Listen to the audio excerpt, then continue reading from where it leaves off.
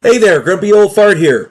Be sure to check me out over on Rumble. There you'll find all of my stuff from YouTube, plus my political and social commentary and weekly current events, which YouTube frowns on.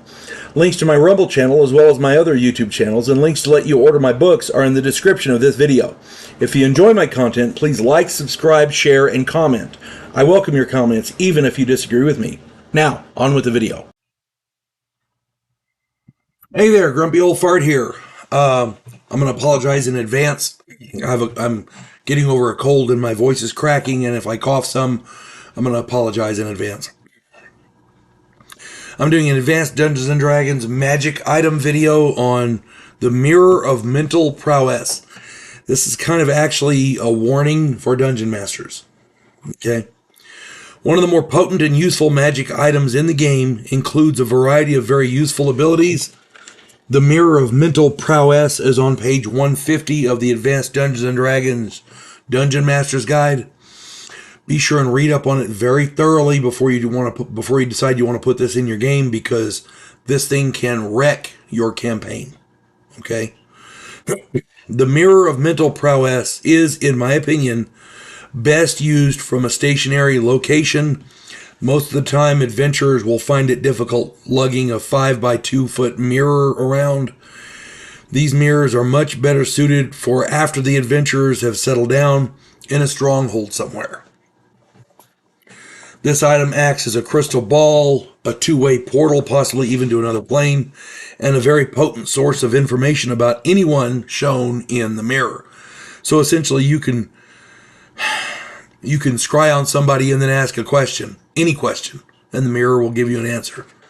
This can be very useful, a very, very useful tool for a variety of reasons. The problem is, it can be a very useful tool for a variety of reasons.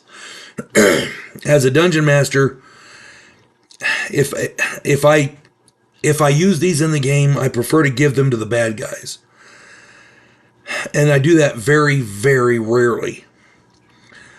The bad guys usually have a central headquarters to work out of, and they can certainly make use of the scrying and portal devices, as well as the informational aspects. But here's the problem. Just make sure that you give them out sparingly, especially to the bad guys. To anybody, but especially the bad guys. These can be easily misconstrued and misunderstood by the player character group. The last thing you want is for your players to get the wrong idea that you are cheating. Okay? Scrying is bad enough, but having access to unbridled information just by scrying on them and then asking is outrageous. Your bad guys can find out all manner of information that could be very detrimental to your players. Again, simply by asking. This thing it will throw your game out of balance in a heartbeat. If your players get this, it's going to sound bad.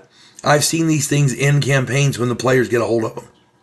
I've seen games where the dungeon master, if he's running it fairly, the dungeon master cannot put stuff against the players, monsters or plots or whatever, against the players, because the players are using this device.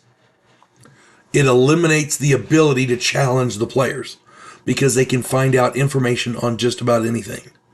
Scrying is bad enough. Being able to ask questions from an unlimited source of knowledge about the person you're scrying on is ridiculous. That's all I'm saying. It's outrageous. Regardless, this is one of those items that you want to dole out with an eyedropper. No matter who has it, this mirror can seriously undermine the continuity of your game. It can literally cause your players to doubt your integrity as a dungeon master. As a matter of fact, I was playing in a guy's game a while back. This has been 15, 20 years ago. More than 20 years ago. And his bad guy had one of these. And I kind of sort of I didn't know, but I suspected that he had one. So it didn't bother me because I kind of knew what was going on, more or less. But several of the other players were getting very angry because the bad guy knew their plans. He was able to change his plans accordingly and prepare traps for them. He had access to information that he shouldn't have. The players thought the dungeon master was cheating. The dungeon master kept trying to explain, no, there's a reason for this. You just, bear with me. But they wouldn't listen. 3 players actually quit the game over this. It can destroy your game. Okay? And the dungeon master can't come out and say, yeah, he's got one of these, because then the players are like, well, what the hell good is that? Because if a player knows that the bad guy has it, and the bad guy knows about them, what's the point? This thing is overpowered beyond ridiculous. Unless your players are exceptionally mature, very trusting, or totally lacking in cognitive logic, it may very well not be worth it to put it in your game. Think long and hard before putting one of these in your game. This thing can literally destroy your game in a heartbeat. I've seen it happen. So, anyway, hope this finds everybody well. And again, I'm not trying to tell people what to do, but this particular video is a warning for dungeon masters. Okay? Again, I'm not trying to tell you what to do. I'm just trying to give you the benefit of my years of experience. Some magic items you just don't want in your game. It's that simple. You folks have a good one. God bless one and all. We elect cookie-cutter politicians every single election cycle. Yes men who maintain the status quo and do just enough to make us believe the system still works. Imagine, if you will, a president who actually tries to fix things. If you like action, political intrigue, and a righteous crusade, check out my political thriller, The Righteous President.